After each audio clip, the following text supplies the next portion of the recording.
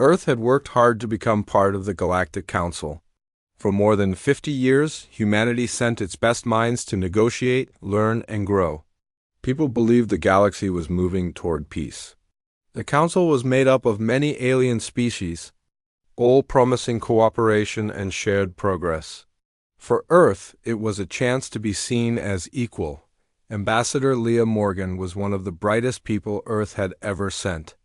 She was calm, smart, and good at making peace. She had spent more than 10 years talking to the Council, helping Earth become a trusted member.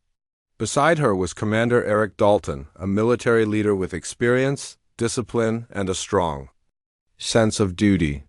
The two of them were chosen to lead Earth's final round of talks for full trade rights with the Council. The meeting took place on the Council's central space station, orbiting the twin stars of Varela. The Council chamber was beautiful. Walls glowed softly in purple light.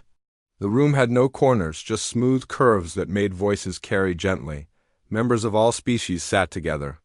Tall beings with silver eyes, floating creatures with light.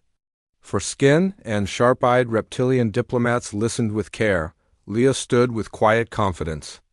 She spoke clearly about Earth's achievements in medicine, clean energy, and terraforming.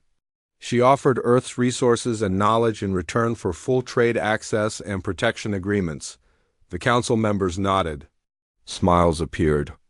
A few applauded. The final vote was taken, and Earth was granted limited trade rights. It was not full membership, but it was a step forward. Leah and Eric accepted the deal. People on Earth cheered when the news came. There was hope again, but not everyone believed the Council's kindness. Raymond Ellis worked in Earth's Deep Space Intelligence program. He was not a public figure. He didn't smile for cameras. His job was to listen, record, and find patterns. When the Council vote was passed, Raymond intercepted a private message from one of the Council's members. It was in a strange alien code, but Earth had broken parts of it over the years. Raymond sat in a dark room filled with screens. He played the message again and again. The voice was low and broken by static, but clear enough. The words were sharp. Earth will serve as the opening act. The Vlorth Syndicate must see blood, then we move. Raymond's hands froze over his keyboard. He ran the translation 2 more times. The message was real. He sent the report straight to the Earth Security Council. The president, Dana Holt, was called in at once. She read the file in silence. Her eyes narrowed. No one in the room spoke until she finished. Then she gave a single order: prepare defenses quietly, but do not cancel diplomacy. She wanted the truth first. Days later, the Vlorth Syndicate struck. A peaceful human colony on the edge of the Axtari Belt was attacked. Defense systems failed before they could respond. Communication lines were cut. More than 2,000 people were taken. A few ships escaped and told the story. Back on the Council station, Leah Morgan demanded an emergency session. She stood before the members, her voice full of controlled anger. She asked how the Vlorth had found the colony. She asked why the defense systems had gone down. The Council members shook their heads. They said it was a tragic accident.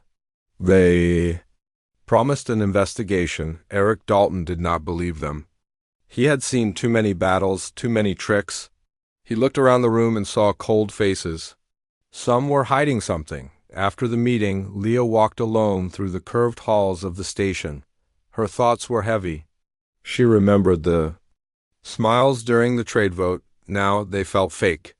She met quietly with Eric that night. They knew, she said softly. Eric nodded. We were a test, a warning to others.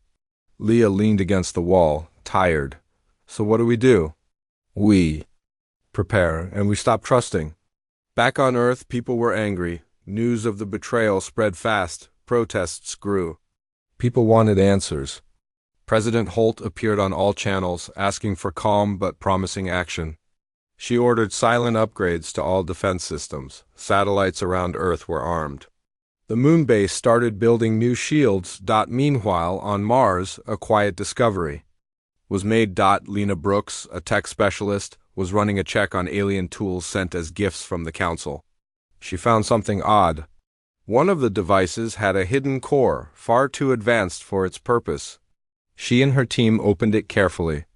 Inside was a transmitter one that had been sending data to unknown locations. Lena froze. The device had been sitting in Earth's research lab for months, she reported it. Within hours, similar devices were found across Earth's diplomatic centers. Hidden eyes had been watching Earth. The gifts were not gifts. They were traps. Leah was told everything.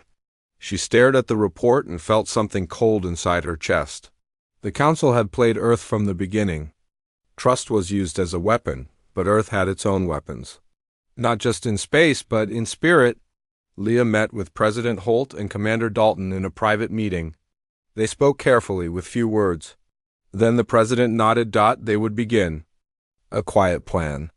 One that would not beg for peace but prepare for survival. The plan needed a name. Something simple. Something clear. Leah suggested it with a dry voice. Run? The others agreed. The message was not for Earth. It was for the ones who thought humans would bow. For the ones who smiled while hiding knives. And so, Earth began to change. Factories on the dark side of the moon came alive. Engineers and scientists were moved to secret locations. Defense programs were merged with old war projects. Satellites disappeared from public view. Military ships changed their call signs and vanished from civilian maps. Eric Dalton took charge of a silent command group known only by a number. He answered directly to President Holt. Leah Morgan returned to the Council station, face calm, voice warm. She smiled again, shook hands, and made speeches, but inside she had changed. Behind her polite words she was counting every lie she made. Quiet contacts with other races who had once trusted the Council and been betrayed. Some were silent, some listened. Some wept. And somewhere, far beyond the edges of Earth's star system, a listening post watched as human ships began to move differently. They no longer followed trade routes, they moved like predators. The galaxy did not know yet, but it would soon. People on Earth were not the same anymore. The news of betrayal had changed everything. There were no more smiles when the Council was mentioned. Trust had broken. Many people had family or friends on the colony that was attacked. The pain was deep and fresh. It touched everyone. President Dana Holt held daily meetings with her team. She listened more than she spoke. She wanted to understand how deeply the Council had fooled them. Every part of Earth's leadership now worked on one goal, protecting the planet, but it wasn't just about defense. It was about learning how the Council thought. Learning who helped them. Learning who stayed silent while Earth was pushed forward like a piece on a game board. On Mars, Lena Brooks and her tech team continued to uncover secrets. The alien gifts had tiny power cores, long-range antennas, and strange chips that copied Earth's communication signals. These were not simple bugs. These were spy devices built to learn everything. In a meeting with President Holt, Lena shared what they had found. They watched our systems, listened to calls, tracked troop numbers, Lena said. They even recorded private meetings from inside our embassy. It wasn't just spying, it was preparing. President Holt's face stayed still, but her voice was cold. Then they weren't just ready for betrayal, they built it. Lena nodded slowly. Yes, ma'am. Every move they made was part of a long plan. Back on Earth, Commander Eric Dalton traveled from one military base to another. He spoke with leaders, pilots, ship designers, and ground forces. He told them to stay silent, work fast, and follow direct orders only. He didn't explain the full truth to everyone, but his tone told them this was serious. Some soldiers remembered the early space wars. Others had only trained for peacekeeping. Now they were all being reshaped. Ships were stripped down and rebuilt. Old prototypes were brought out from hidden storage. New weapons were tested in far-off places under complete silence. At the same time, Leah Morgan stayed at the Council's central station. She acted like nothing had changed. She joined meetings, shared Earth's data, and made calm speeches about trade. But every word was measured, every smile was fake. She was collecting faces, names, and habits. She watched who whispered, who avoided her eyes, and who smiled too quickly. In private, Leah began sending coded messages back to Earth, not with normal words, with tiny patterns hidden in reports. Only a few people knew how to read them. Lena, Eric, and a secret group of analysts. One message said, "They are hiding fear behind power." Another said, "Some members want to speak but are afraid." Third message was short and clear. "We need allies." Earth had always felt small in the galaxy, but now it felt alone. The council was large, its fleets were strong. But Leah believed not all species were loyal to the council. Some had lost. People too. Some had been forced to obey. Leah made quiet contact with the Jurulans, a quiet race of builders who lived on moons rich in minerals. They had never attacked anyone. Their ships had no weapons. When Leah met their ambassador in a garden dome, she asked him a simple question. "Has the council ever broken trust with you?" The ambassador looked at her, silent. Then he nodded. Just once. It was enough. Back on Earth, the first part of the plan was taking shape. Operation Run was not just a word now, it was a strategy, a quiet one. Earth would not fire first. But if the council moved again, Earth would respond with speed and strength. Eric Dalton met with a small team of engineers deep underground. They had been building something strange, a ship that didn't look like other ships. It had no sharp edges, no clear engines. It was made with new metals. It could turn invisible to sensors. It could bend light. The team called it the Whisper. Eric walked around it slowly. "Is it ready?" he asked. "Not yet," the lead engineer said. "But soon." "It can reach council space without being seen," Eric nodded. "Then finish it. It will speak for us." Meanwhile, Leah continued to build quiet bridges. She found out the Tolari, a small race known for trade, had lost a planet to a mining accident caused by council ships. The council never said sorry. Leah met their leader on a neutral ship, just for tea. They spoke about plants. But in the end, the Tolari leader said, "If Earth stands, we will not stop you." On Mars, Lena made another discovery. A small group of Earth scientists had secretly started sharing research with a council member long ago. It had seemed harmless, but the data had been used to build weapons. Lena reported them. They were arrested quietly. No more leaks. Lena said the people of Earth still lived their lives, but many now looked to the stars with worry. Schools began teaching emergency plans. Factories worked longer hours. Some people trained in first aid. Others helped build underground shelters. The media said Earth was safe. But deep down, everyone knew the truth. President Holt met privately with Leah, Eric, and Lena. They used a deep bunker under the ocean for full privacy. Leah shared her newest reports. The council is preparing for something. They have moved ships near the Rax border. That's close to our colony routes. But they're pretending it's just a drill. Eric added, "Our own fleets are ready. We've sent them on deep patrol. If they're attacked, they have full freedom to respond." Lena said, "We've blocked all council signals from our systems. No more spying. And we've added traps in case they try again." President Holt looked at them. "Good, then we stay silent. Let them believe we are still scared." Leah looked at the others. "They don't know we've changed." Eric smiled for the first time. "They will." As the meeting ended, a signal came from deep space. One of Earth's hidden probes had picked up strange readings. Council ships were practicing in attack formations. Earth's quiet plan had to move faster. The Whisper was launched. It left the moon without sound. It disappeared into the stars. Inside it were drones, cameras, and messages. It would fly close to council space, record everything, and return. If failed, no one would know. If it returned, Earth would have proof, and proof was power. The sky above Earth was still blue. Children still played in parks. People still laughed. But above them, in the quiet dark of space, a slow fire was building. The council had made one mistake. They had thought Earth would forget. That humans would beg for safety. They were wrong. Now Earth was watching, listening, preparing, and if the time came, Earth would not ask for peace. It would give one word. Run. The stars looked peaceful, but peace was only on the surface. Deep in space, the Whisper moved silently. It carried no weapons, only eyes. It passed through dark zones and quiet fields, avoiding known patrol paths. The ship was small but fast.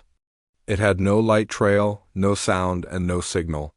It was built to watch. Inside, machines recorded everything.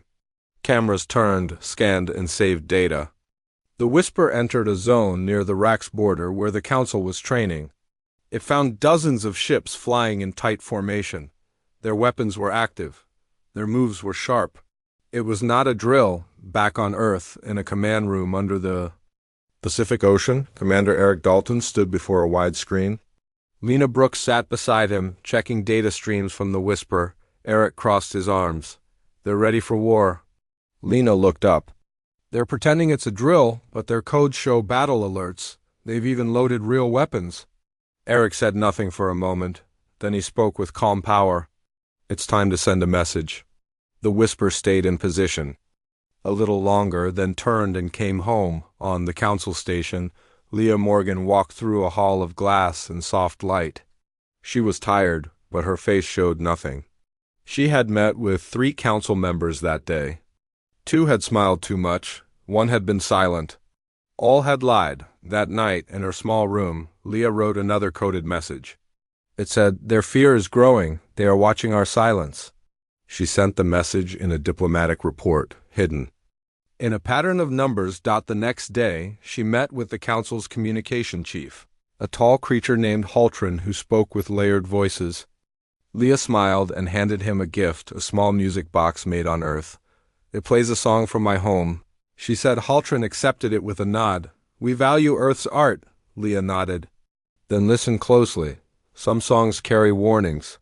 She left without another word. Back on Earth, the Whisper landed safely on a hidden runway near Antarctica.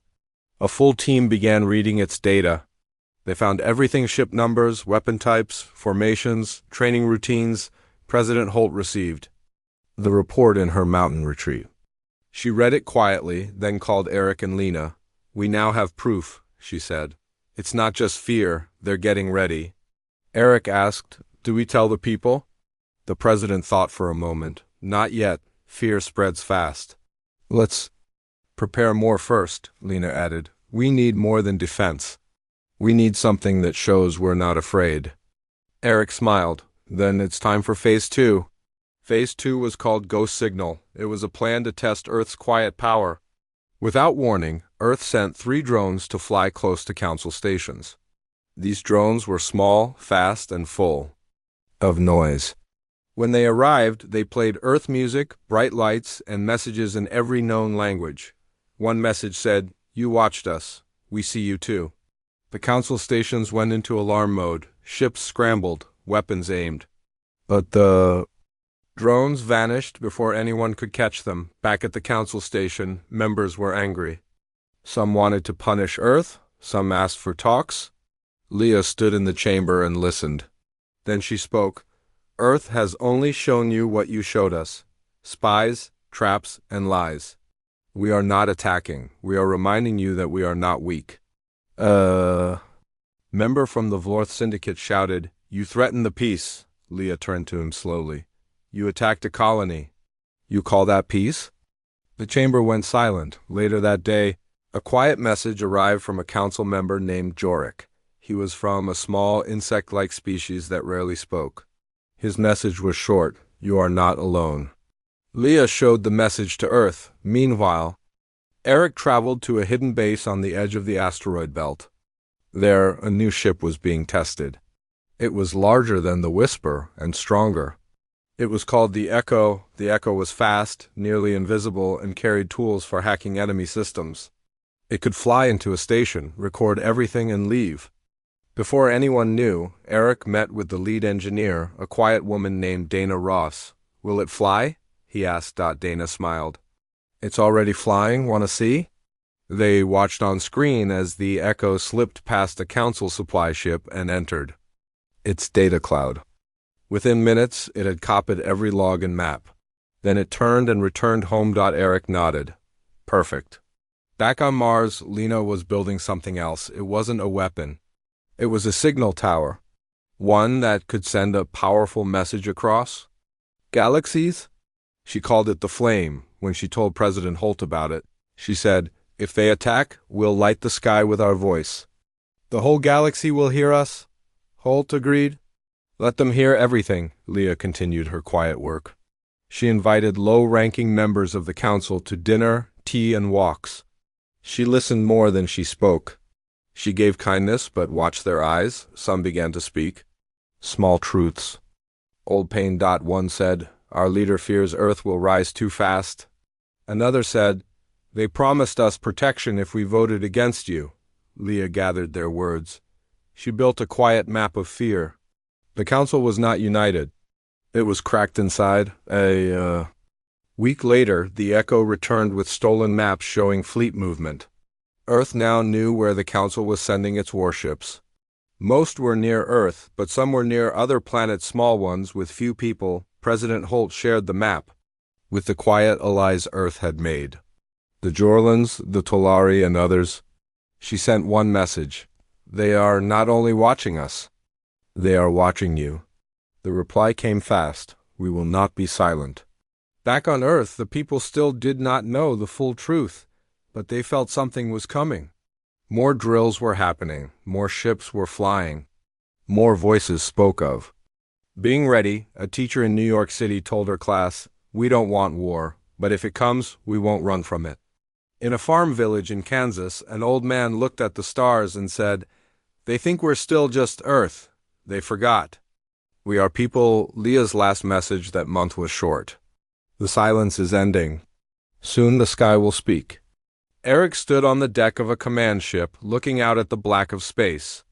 Around him, new ships waited, silent but strong. Lena tested the flame tower, its first signal reaching the edge of another galaxy. And in the dark halls of the council, some members began to fear the silence. More than war. Earth had said nothing, but everything was speaking now, and one word was growing louder. Run. In the cold space near Saturn's rings, a flash of light broke the quiet. A council ship had entered the area without warning. It was large, heavy with weapons, and clearly not on a trade mission. Earth station nearby sent a message asking for its purpose. There was no answer. Commander Eric Dalton stood aboard the command deck of the Orion Shield, one of Earth's defense ships. He watched the screen as the council ship moved closer. His voice was calm, but every soldier on the ship knew he was ready. "Send one warning," Eric said. A message was sent again. "This is Earth territory. You are entering a restricted zone. Identify yourself." Still no reply. Eric looked at his officers. "Target their engines. Fire to disable. No lives lost if possible." The Orion Shield fired. The energy beam struck the council ship cleanly. Sparks and flames shot out. The ship stopped moving. Seconds later, an emergency signal came from it. "We are under attack. Earth has fired." "Upon us?" Eric shook his head. Of course they would lie. The council sent out messages across the galaxy, claiming Earth had attacked without reason. They said Earth had become dangerous and must be stopped. President Holt knew this was their plan. She called a meeting with her top leaders and Leah, who joined through a secure line. "They're trying to turn us into the villains," Holt said. "We need to show the truth," Leah nodded. "Let me speak to the council again, one last time." On the council station, Leah stood in front of all the members. Her voice was calm, her face clear, but there was something different in her eyes. "You say Earth attacked," she said. "You forget to say your ship entered our zone without warning. You forget to say you refused to answer. You forget we only stopped you from doing harm." Some members looked away. Others looked angry. "We have tried peace," Leah said. "We joined your rules. We shared our knowledge. We trusted. You gave us lies." She held up a small device. "This is your gift to us. Inside it was a spy system. We found 20 more like it." Gasps spread through the chamber. Some members shouted, others stayed silent. "We do not seek war," Leah said. "But we are not afraid. You showed us how to prepare." She ended her speech and walked out. She didn't look back. At the same time, Earth sent the full data from the Whisper to all neutral planets. The maps, the videos, the council's hidden moves, everything was shown. The truth spread fast. A day later, Earth received a message from a planet called Varen. They were neutral builders who had never joined any side. "We believe you. We will not support the council. Soon more messages came. One said, "They used us too." Another said, "We will not block your ships." The council tried to stop the messages, but it was too late. The truth had spread. President Holt gave the order to begin Operation Run, not to attack, but to show strength. Earth's ships moved into deeper space. They flew close to council borders, but never crossed. They made sure they were seen. They let their silence speak. Eric led a mission to Proxima Centauri. A council listening post had been built there. Earth had once agreed to it. Now it was a threat. Eric's fleet arrived without lights. They surrounded the post and sent one message: "Leave, now." The post tried to call for help, but Earth's new jammers blocked the signal. Within minutes, the council crew left. No shots were fired. On the way back, Eric sent a coded message to Leah. "Ready?" She read the message. Then from her personal console, she sent one word to the council's central command. Run. The message was short, simple, and final. Within hours, panic spread through the council. Some leaders held emergency meetings. Some ships changed direction. Others powered up their weapons, but Earth did not attack. Instead, it released a new message to the galaxy. A message spoken by a young girl from Earth. She stood in front of a small Earth flag, her voice clear. "We do not want to hurt anyone, but we will never be used again. We are human. We remember everything. We forgive little, and we forget nothing." Her words were played on 1,000 screens across space. The council tried to speak back, but no one listened. Ships from other planets began leaving council orders. Some leaders stepped down. One entire planet left the council. On Earth, people felt something they hadn't felt in a long time. Strength. Not anger, not revenge, just quiet strength. Lena Brooks stood beside the flame signal tower as it prepared for its next broadcast. She looked up at the sky. "They thought we would run," she said. A young engineer beside her replied, "But now they do." The council sent one last request to speak. They asked for a peace meeting. President Holt said, "No, not yet." She spoke to her people instead. "We are not the same Earth we were before. We were fooled once. We will not be fooled again. If they want peace, they must first learn the meaning of respect." Eric stood with his fleet, watching the stars. Leah stood alone on the council station, calm but ready. The galaxy had shifted, and the ones who had once looked down on Earth were now looking over their shoulders. Because when Earth gave one word, it was not a warning. It was a promise. The sky above Earth was clear, but in space, everything was tense.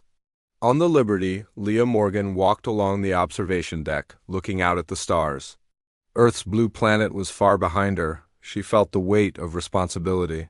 She had never wanted to be a hero or a leader, but now she was both. The Liberty moved smoothly, its new engines silent and powerful. Leah met with Eric Dalton, who was now leading Earth's new defense fleet. They shared a quiet meal, talking about their past and the uncertain future. "We are not the same people we were a year ago," Leah said. "Earth is not the same planet," Eric agreed. "We have learned quickly. Our mistakes made us stronger. The council thought they could break us, but we surprised them," Leah nodded. "We surprised ourselves, too." Eric stood up and walked to the window. He looked at the distant stars. "Our engineers are working day and night. The moon bases are building new ships. Mars has become a fortress. We are ready for anything." Leah felt both hope and worry. She remembered the faces of the people who had suffered because of the council's betrayal. She thought about all the friends and families waiting for news, hoping that this new strength would keep them safe. On Earth, President Holt spoke to the world. She stood in a bright room surrounded by flags from different countries. Her speech was simple. "We have seen what fear can do. We have seen what trust can cost. Now we choose strength. We choose unity. We choose to stand together, not just for ourselves, but for every world that dreams of peace." People listened. They felt the truth in her words. All across the planet, people worked harder. Factories built ships faster. Scientists shared ideas freely. Soldiers trained with new purpose. Even children played at being starship captains, dreaming of helping Earth stay free. In space, Earth's new fleet grew. There were stealth ships that could disappear, drones that could move like shadows, and new weapons that used light instead of fire. The engineers called one of the new ships the Phantom. It could slip through enemy lines without being seen. Another new invention was the Defender, a ship that could block enemy attacks with powerful shields. Eric visited the moon base to see these ships himself. The base was busy with workers everywhere. Some were fixing engines, others were testing new shields. Eric spoke to the lead engineer, a woman named Paige Carter. "How strong are the new shields?" Eric asked. Paige smiled. "Stronger than anything the Council has. We tested them against their own weapons and they held." Eric nodded. "Good, we need to protect every ship. The Council may try anything." Back on the Liberty, Leah spoke to leaders from other worlds. The new accord was growing. More planets wanted to join. They sent messages of support. Some even sent resources or shared their own inventions. Leah welcomed them all. "We are building something better," she told them. "We are showing the galaxy what it means to stand together." But not everyone wanted peace. The Council sent out more lies. They told the galaxy that Earth was dangerous, that humans were plotting to take over. Some planets listened to the Council, but most did not. They remembered who had started the trouble. One night, a message arrived on the Liberty. It was from a small world called Janus, where people had suffered under the Council's rule. The message was short. "Thank you for your courage. You have given us hope." Leah read the message and smiled. She showed it to Eric. "This is why we fight, not for revenge." "For hope," Eric agreed. "If we can inspire others, maybe the Council will fall sooner." But the Council was not finished. They tried one last time to trick Earth. They sent a group of ships pretending to be traitors. The ships moved close to Earth's main colony on Mars, sending friendly signals. Eric's fleet watched carefully. When the Council ships got too close, Eric gave the order. The Phantom ships surrounded the Council ships and blocked their signals. The Council ships tried to run, but the Defender used its shields to trap them. Eric sent a message. "You are caught. Leave, or we will take your ships." The Council ships left quickly. Their plan had failed. Word spread through the galaxy. Earth was not only strong, but clever. The Council's old tricks did not work anymore. After that, more worlds joined the new accord. Some leaders left the Council completely. They sent messages to Earth saying, "We stand with you." Leah felt pride and relief. The hardest part was not fighting, but convincing others that peace was possible. With each new friend, she felt the future grow brighter. Eric met with President Holt and the Accord's leaders. They planned for the future. There would be new laws, new ways to settle arguments, and new ways to share knowledge. They talked about helping worlds that had been hurt by the Council, sending aid and support. "We must be ready for anything," President Holt said. "But we must also be better than the ones who hurt us." Leah agreed. "We will not become what we fought." Earth had become the heart of the new galaxy. Ships from many worlds came and went. People shared stories, food, and music. For the first time in a long time, there was hope, but Leah and Eric never forgot the cost. They walked the quiet halls of the Liberty, remembering the losses and promises made. As the stars drifted by, Leah sent one last message to the Council.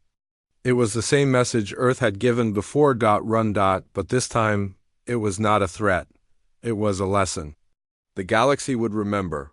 Earth had been pushed, but it had not broken. And now it was leading the way. If you would like this in a downloadable document, let me know, and I will generate the link for you. The galaxy was different now. The Council's old power was gone. Ships that once ruled the stars moved with caution. Earth was no longer quiet or alone. It was part of something bigger. Every day the new accord grew stronger. Planets joined. Not because they were afraid, but because they believed in something new. They wanted trust, respect, and a future without fear.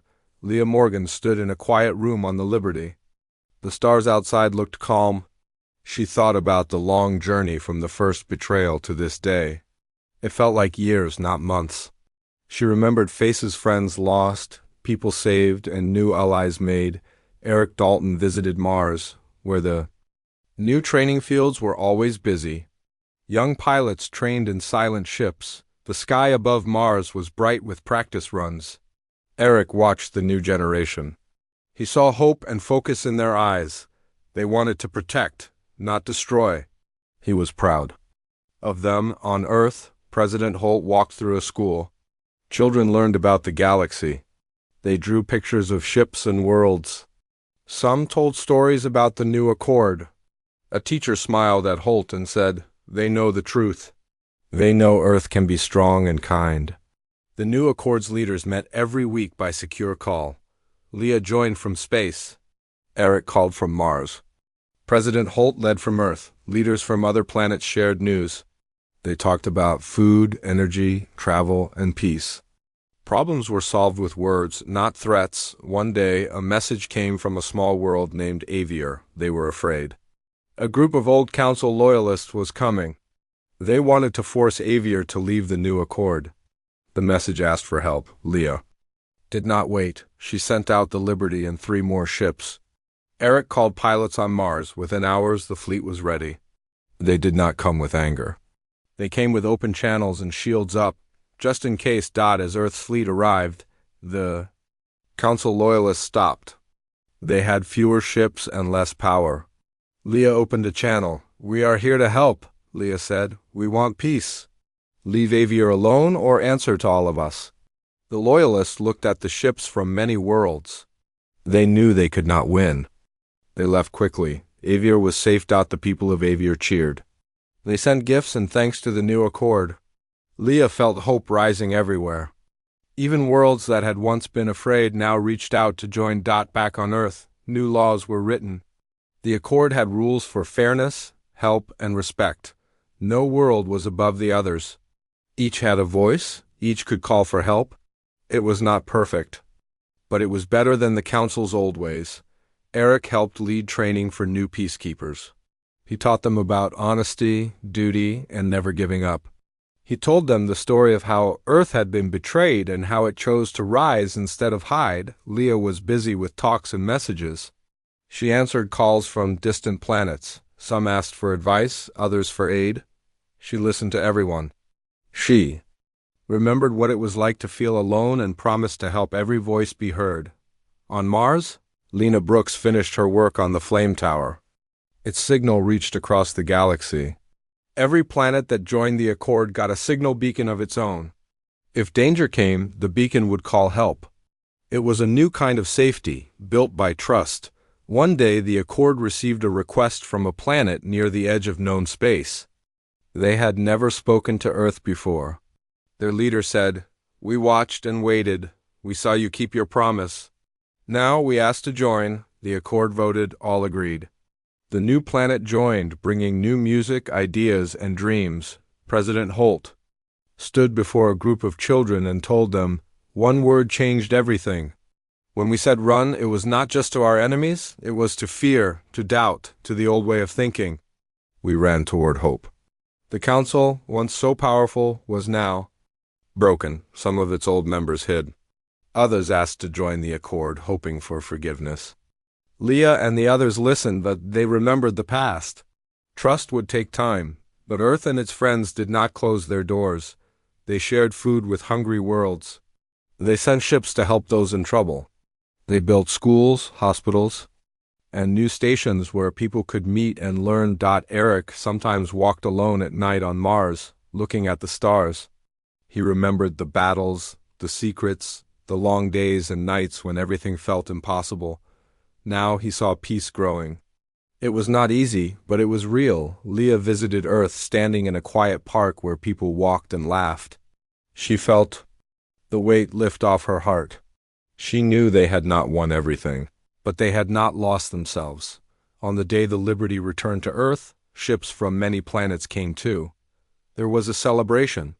People from all over the galaxy met, talked, and shared stories. Leah looked at the crowd and smiled. "We came together because we were pushed," she said. "But we stayed together because we choose to. The old world is gone, the new world is ours to build."